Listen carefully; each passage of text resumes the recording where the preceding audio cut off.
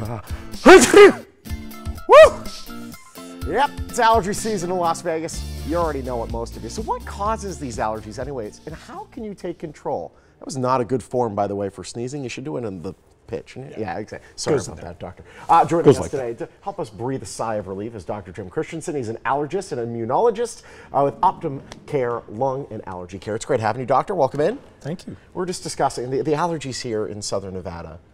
Right now, this is about as bad as it gets. We're at the peak of the season. Oh boy, so a 1 out of 10, we're in the 10 range. Yeah, 12. 12, wow, okay. What causes these allergies and how does Nevada shape up maybe to the rest of the nation when it comes to allergies? Well, Nevada has very short seasons, but they're very intense. Yeah.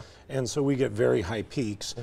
People for years have brought non-native plants in, and when you're growing as a city, and they start planting things, you're planting forests. Yeah, and nearly every single plant that you do see are not native. Correct. I mean, down to the cactuses. I mean, nothing really is native. Correct. Yeah. So let's talk about the certain allergens that seem to give people trouble. The ragweed, the Bermuda grass, sagebrush. These can cause the allergies to flare in people, can't they? Yes. In fact, you hit the fall time allergens. The ones that you're having right now is mulberry.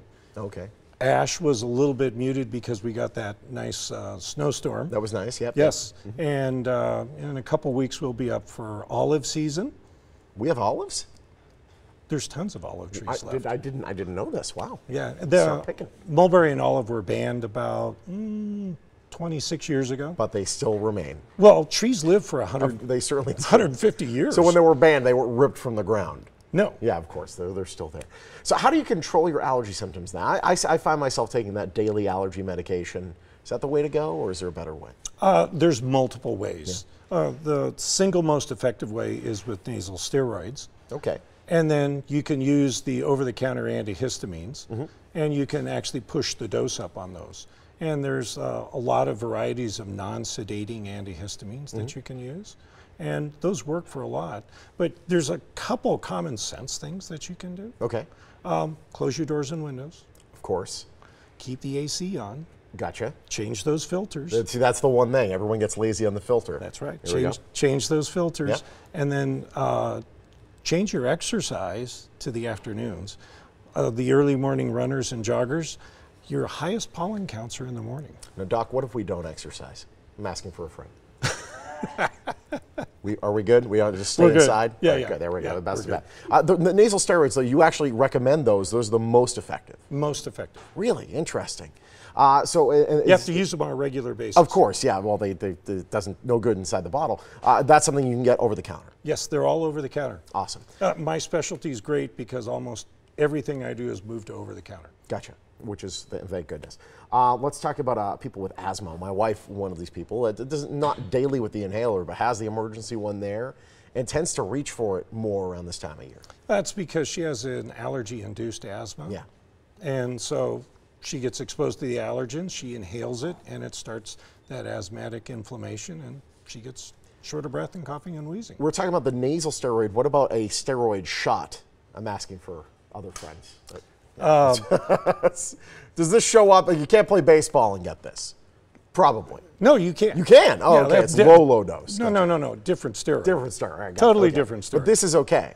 There are risks and benefits to everything. Yeah. So in general, yeah, it's okay, but you just have to know the risks and benefits. And there's other stuff to use maybe before you get down to the shot. It's a little bit Correct. Extreme measure.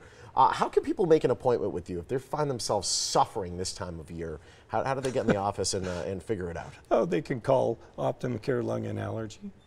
And if they're really suffering and miserable at this time of the year, good luck. Yeah, exactly. Really, there's a long line. Do, of course. Well, there's 400,000 people that need to see about 8 providers. No kidding. Wow. Yeah, there's not many allergists in town. Well, this is good. That's job security for you. It has been. Yeah, there we go. Nothing wrong with that. Should we wear the masks around? I see some people wear the medical masks. Will that stop them from getting some of this? Actually, that's effective. Really? Yes. Interesting. Well, the pollen particles are about 5 to 7 microns. Yeah.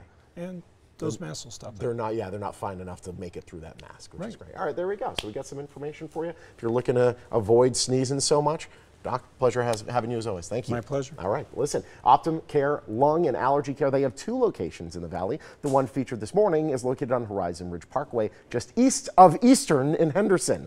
To make an appointment, just call the number or visit the website on your screen. OptumCare Lung and Allergy Care, a proud sponsor of the Morning Blend, and on a range from 1 to 10, allergies are at a 12. Good luck.